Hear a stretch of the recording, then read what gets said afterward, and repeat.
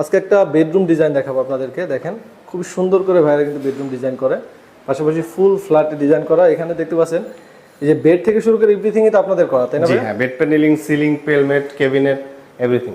এখানে টোটাল কয়টা bedroom design করা?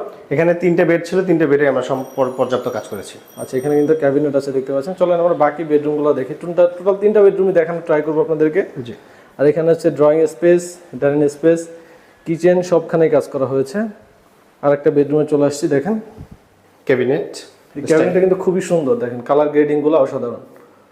স্টাডি টেবিল, স্টাডি টেবিল করা, এখানে এসে একটু বেড সিলিং করা, এবং এখানে কিন্তু বেড হয় না এখনো। এই বেডটাকে আপনারা দিবেন? জি হ্যাঁ, বাকিগুলো যেহেতু আপনারা দিয়েছেন। জি। এই সাইডে আরেকটা বেড আছে না? আরেকটা বেড আছে। আচ্ছা, বাকি বেডরুমটা দেখাচ্ছি।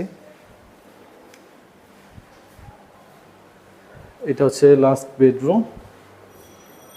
বেডরুমে কিন্তু ক্যাবিনেট করা হয়েছে, দেখেন গ্রে কালার। একটা ক্যাবিনেটগুলো কত করে আসছে? ক্যাবিনেট 1700 টাকা স্কয়ার ফিট। এই হ্যান্ডেলগুলো আমাদের নিজেদের বানানো, এগুলো আপনাদের নিজেদের বানানো। এই রেটা দেখেন খুবই সুন্দর।